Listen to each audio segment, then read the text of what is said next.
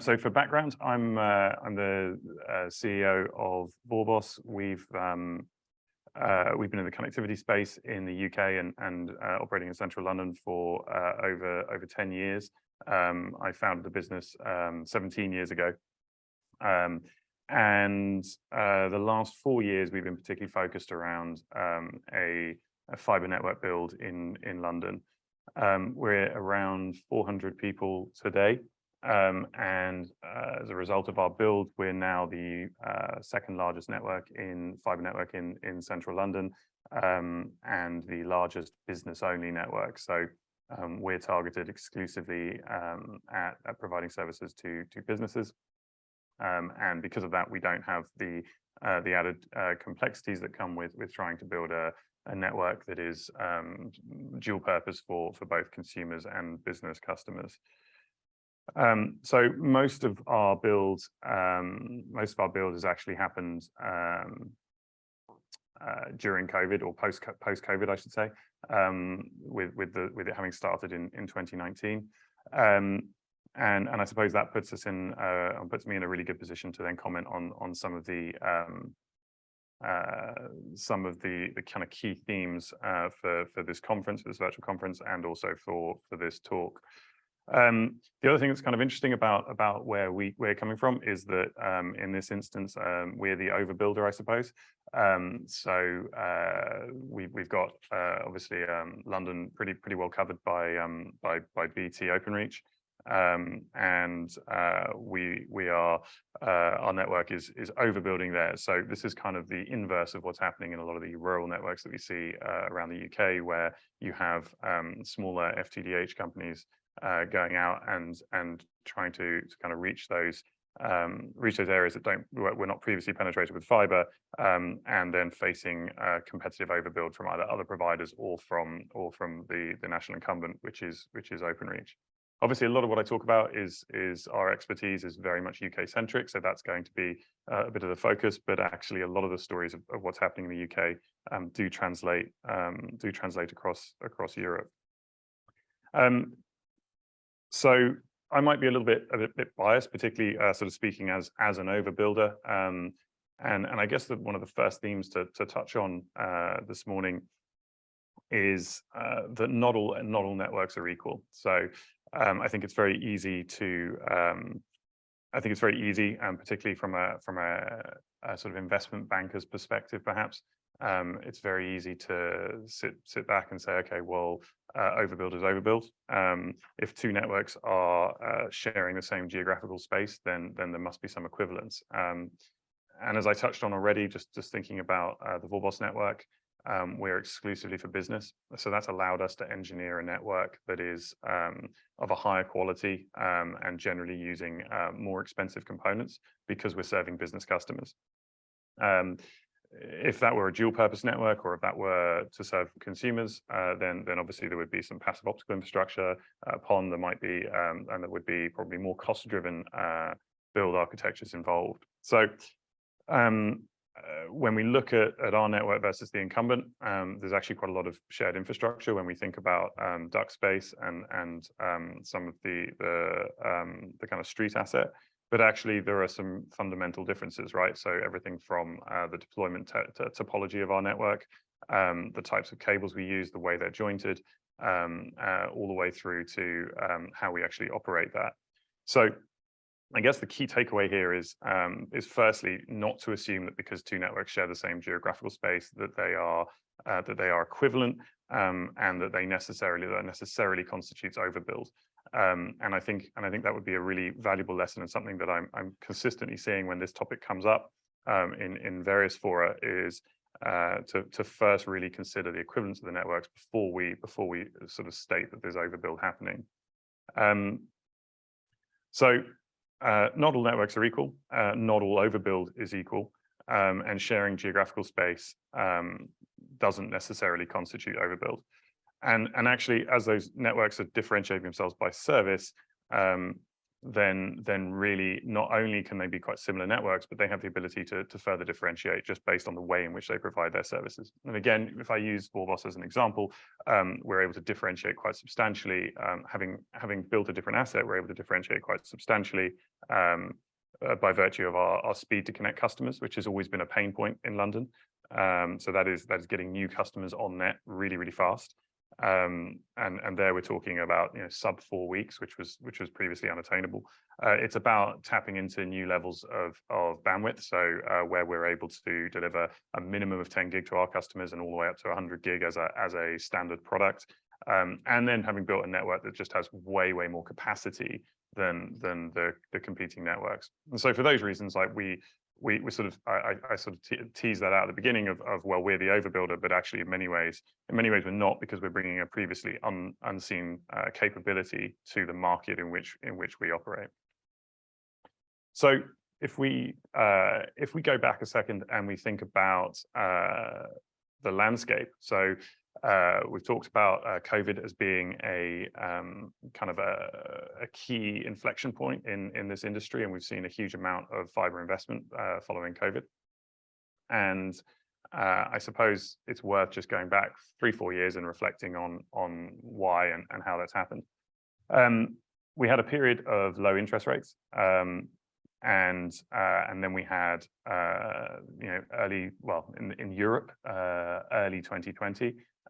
We were hit by COVID, and actually, I think there were those of us that had looked at the data. We'd understood what had happened with the SARS pandemic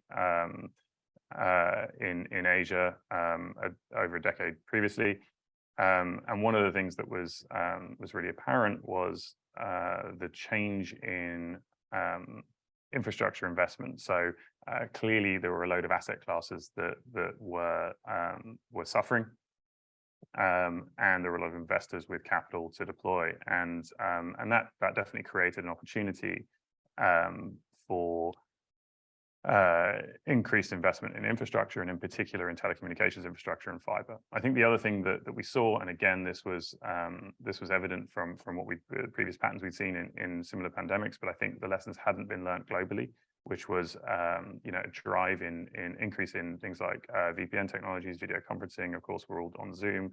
We probably all attended some of our first virtual conferences back in 2020, 2021. And that, I think, helped underline for a lot of investors the value in particularly the fiber to the home networks. As everybody decamped from the offices, they headed home, and then they started actually looking and considering the importance of their bandwidth. An interesting thing to think about there is actually the way in which we depend on these things. So I think prior to 2019, 2020, we didn't really think of domestic broadband as being that important. If our internet went down at home, it was an inconvenience. It wasn't actually costing us money. Once we were at home and earning a living over those connections, all of a sudden we're thinking about the true value of them. And I think that certainly had a huge benefit when literally the investors in these networks are sitting at home and working over these types of connections. So it's quite easy to see how we had almost a perfect storm of capital that couldn't be deployed because investors were struggling. It was hard to have the meetings. It was, fiber investment generally attracts large sums of money, so that made it a bit easier to do fewer, larger investments for a lot of these investors. And we had relatively low interest rates. We had actually quite a good macroeconomic environment. And then COVID really pushed a lot of that investment into a sector that was top of mind for people, and also I think had been shown to be quite lacking in terms of the capacity. And I think the data is roughly fewer than 50% of homes were covered by fiber across Europe. So more than half the countries in Europe had a coverage of less than 50%. So there was definitely a need, and I think I'm no expert across all of Europe, but certainly in the UK, I think we also had seen quite a conscious shift from the regulator towards driving more of this competition as well. So I think that was a very helpful environment for networks to really start to build. Then what's happened, of course, is we've had the war in Ukraine. So just as we thought that COVID was letting off, we've had the war in Ukraine. We've had the rise in energy prices. We've had a period of high inflation, corresponding substantial increase in interest rates, and these were all, I think, unforeseen when a lot of the original investment cases were made. And actually, that's as you will all be well aware, created quite a lot of supply chain pressure for businesses as well. So all in all, it's not been a great time for businesses. It's not been a great time for fiber businesses who are trying to sort of work their way through this.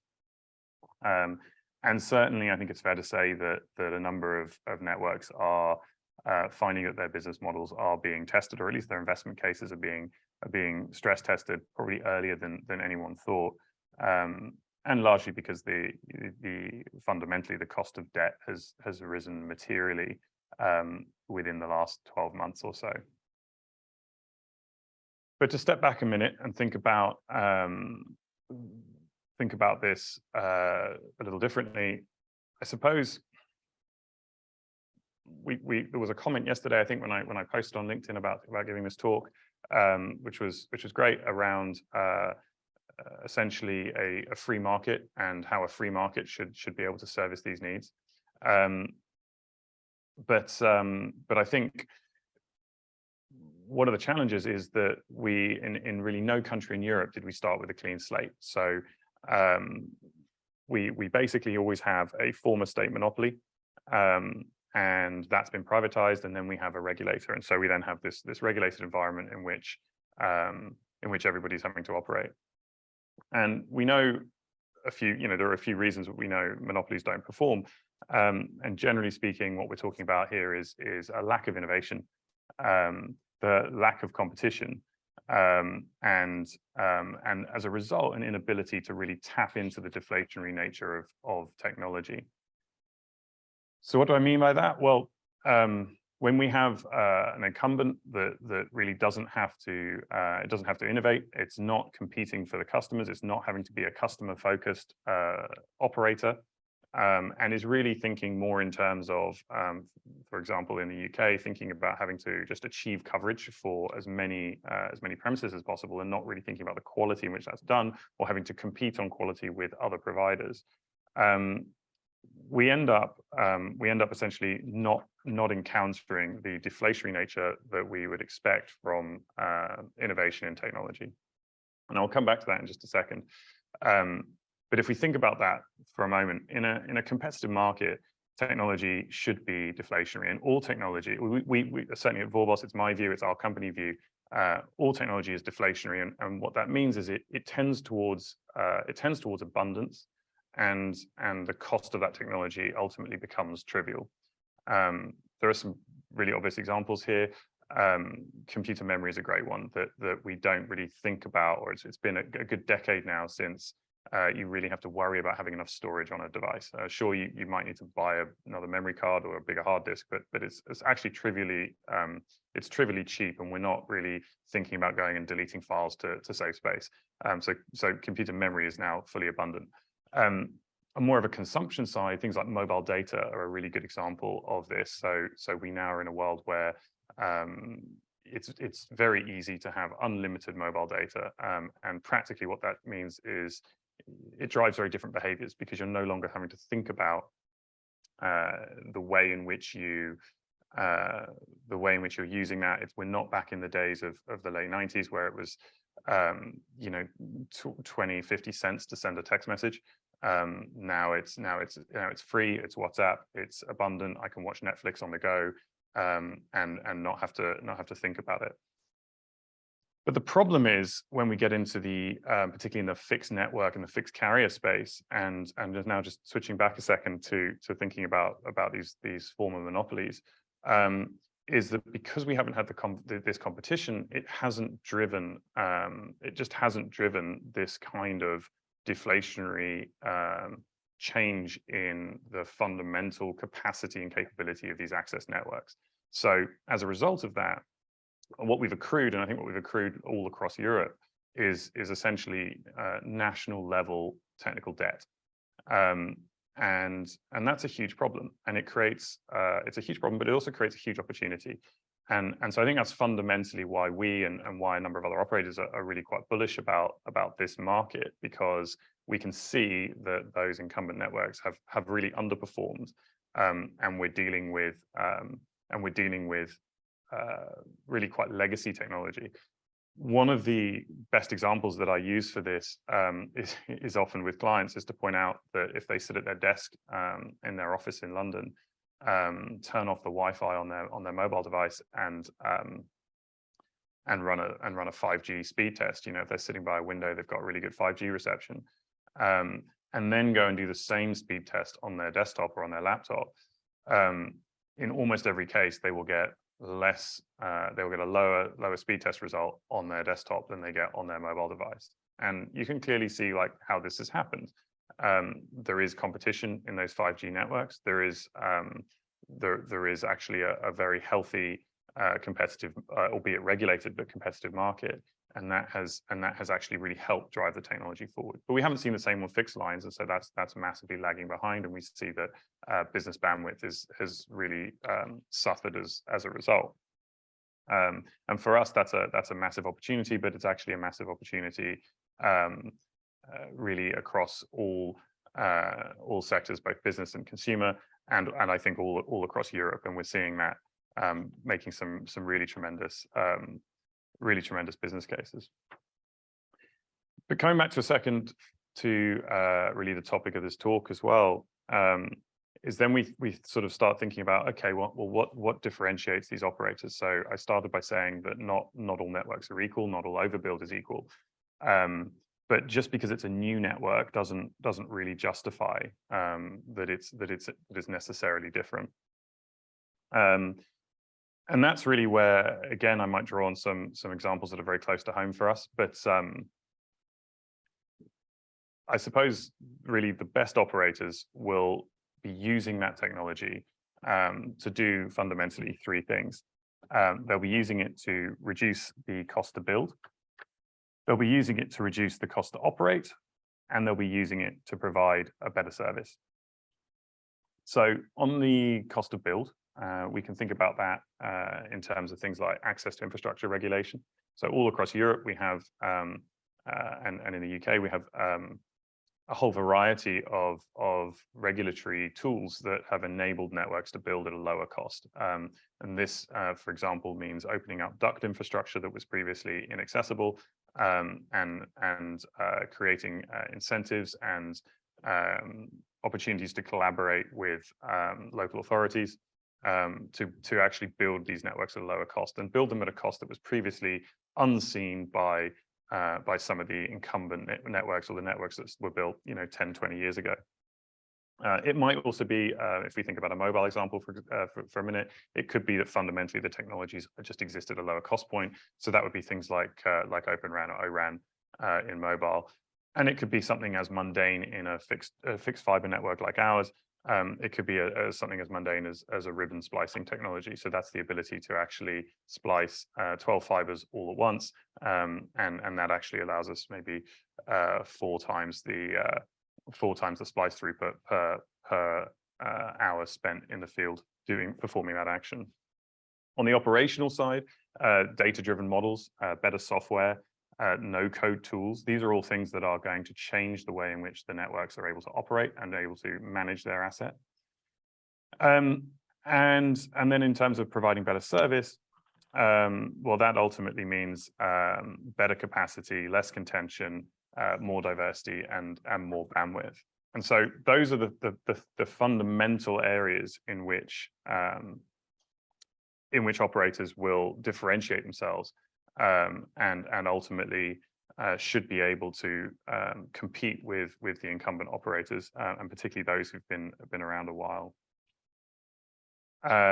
Conscious of time, but I suppose in conclusion, it's maybe a bit fun to ask, well, who are going to be the winners and who are going to be the losers in all of this? From my perspective, I think the winners will be the consumers. So that's either the individuals, private individuals, or businesses. they will see more options, better innovation, better service, improved quality, all the benefits of the modernity of the networks that are being built. I think the providers, and particularly the legacy providers that very quickly learn to adapt, they'll do well. And those who identify new opportunities. So some of the things I've touched on have fundamentally shifted a lot of the assumptions that traditionally went into these networks. And I think with that, for example, when you talk about a lower cost of build, and our own network is a great example of that, where those who've identified opportunities will be, I think, very, very successful. On the losers side, I think there are definitely some bad business plans out there. I think where the regulatory support is insufficient for places where there might not be a return on investment, I think that's going to be difficult. I think the networks that fail to adapt will obviously be long term. They'll have a real struggle. And I suppose the regulators are kind of losers in this, because it's a really tough job to get the balance right. I think we're headed in a really good direction, particularly in the UK. But clearly there's a lot more work to do, and with an ambition to get full fibre coverage nationally, it's always going to be difficult to get that last long tail over the next decade or so of very difficult to reach premises. So with that, I think that's probably the main thrust of what I wanted to cover.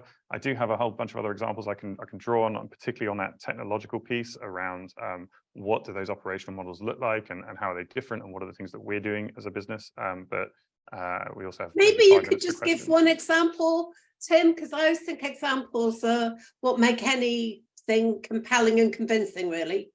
Sure. So I mean, as a business, you know, we have the ambition to be able to connect any two pieces of information in our business, and one of the fundamental ways we do that is using graph databases, and that's a relatively new practice in business, and it has meant that we've had to eschew a lot of tools. So we have 25 full-time software developers on staff. It's a very different approach to going and buying off-the-shelf software. We build a lot of the tools that we need and we use, and it's allowed us to kind of vertically integrate that piece of our business and say, okay, well, we understand software is eating the world, but it's not eating the world fast enough. We need to get there.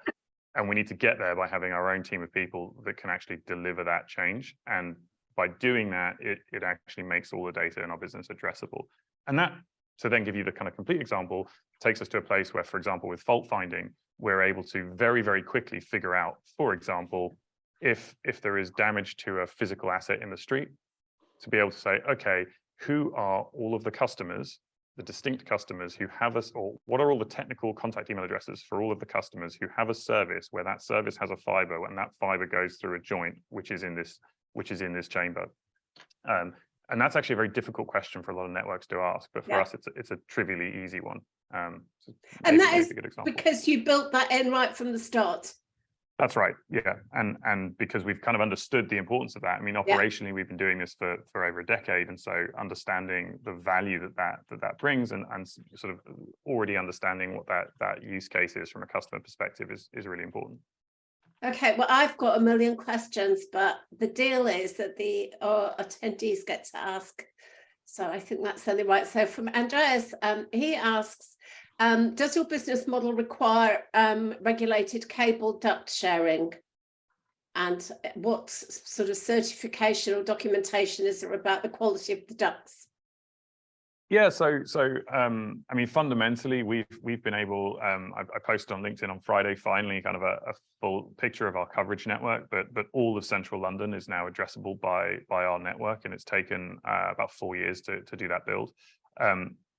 A lot of that is because we've been able to utilize, very rapidly utilize third-party duct networks and existing duct networks, which is absolutely as it should be. But no, it's not high quality. No, it's not documented in a lot of cases. And so actually, again, that's driven a whole new way of working. In order to, a lot of people said that was impossible, but actually it meant going away and figuring out totally new ways, probably 100 different things you had to do to figure out how to operate inside those networks and actually build something robust and valuable. It also meant right down to things like engineering some of our own parts for joining cables, that sort of thing, to make them more robust, more and more tolerant to the kind of failure modes that you might otherwise see. So yeah, we've everything from kind of software, process, training. We've had a huge amount to go through to make that work. Okay, and Andreas also asked, do you offer all options, dark fibre, managed connections, fibre, or? So we're interesting in that we're direct to the end user. So our end users really fundamentally in 2023, what they want is DIA, direct internet access. They want IP. So so that is our core product, 10 gig and 100 gig IP. And we do that at kind of totally market leading rates. So I think the one of the big benefits there is that the incumbent, which is Openreach, actually has to work on a wholesale basis, providing to other operators. And so one of the big challenges for customers in our market is they're always having to deal with a fairly complicated supply chain, and we've been able to cut straight through that. So we're one of the only providers in London that can provide business connectivity where, as we like to say, the name on the cable matches the name on the invoice. And so that direct to consumer piece is fantastic, but it also means that we tend not to then get into services like dark fiber, because it's simply not what our customers are demanding. Okay, that's interesting about the name on the cable as the name on the invoice, because looking at that FTTH Europe Council research that came out a little while ago, one of the things that slowed adoption was confusion, but with the wholesale model, because so many steps were involved. Users, although I think mostly that was talking about consumers, but it caused quite a lot of confusion. And it's not great, right? Like a very typical business experience in London has historically been that you order from you order from a provider. That provider quite often would be using a kind of wholesale wedge to sit between them and Openreach. Yeah. They would place an order on Openreach, and then Openreach would dispatch a contractor to your customer site. So by the time the person who turns up to actually meet the IT manager who's ordered the service, that contractor has no idea who you ordered from, right? They know who they're working for, which is Openreach, but they don't know the name of the provider. And there's generally like quite a lot of confusion when they arrive, because it's like, oh, I'm here to install your service on behalf of Openreach, and the guy's going, well, hang on a second, I didn't order from them, I ordered from insert provider name.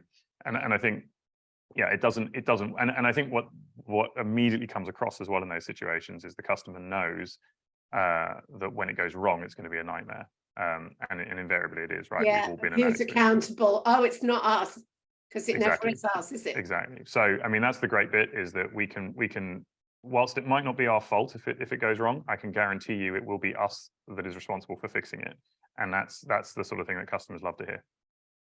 It is. Tim, fantastic, really insightful. I hope to talk to you again. Thank you so very much. Thank you, Annie. And if anyone has questions, feel free to send me a message on LinkedIn as well.